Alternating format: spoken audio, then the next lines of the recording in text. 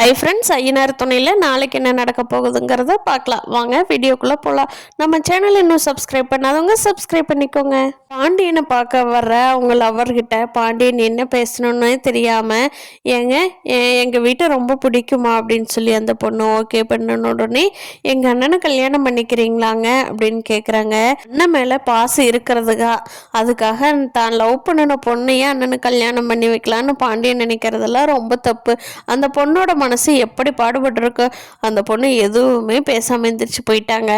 பாண்டியன் அதுக்கப்புறமா யோசிக்கிறாரு, நம்ம தான் தப்பாக கேட்டோமோ, அந்த பொண்ணோட மனசு ரொம்ப கஷ்டப்படுமோ அப்படின்னு சொல்லி இதை அவர் முன்னாடியே நினச்சிருக்கணும். எப்படியோ கடைசியில் சேரனுக்கும் கார்த்திகாவுக்கும் தான் கல்யாணம் நடக்கிற மாதிரி கதை போகும். பார்க்கலாம் ஃப்ரெண்ட்ஸ் என்ன நடக்குதுன்னு. நிலாவுக்கு கொஞ்சம் கொஞ்சமாக சோழனை பிடிக்க ஆரம்பிச்சிருக்கு. சோழன் அந்த ப்ரொஃபஸர்கிட்ட பேசுகிறத பார்த்த நிலாவுக்கு கொஞ்சம் அன்கம்ஃபர்டபுளாக இருக்குது. ஆனால் சோழன் ரொம்ப இதாக பேசுகிறத நிலா ரசிக்க ஆரம்பிச்சிட்டாங்க. வேற பொண்ணுவோட பேசுகிறத நிலா பொசசிவாக நினைக்க ஆரம்பிச்சிட்டாங்க.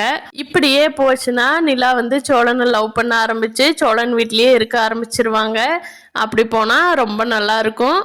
நிலா சேரன் அண்ணாக்கிட்ட, அண்ணா இந்த வீடு யார் பேரில் இருக்குது அப்படின்லாம் சொல்லி வீட்டோட டீட்டெயில்ஸ் எல்லாம் கேட்டிருக்காங்க.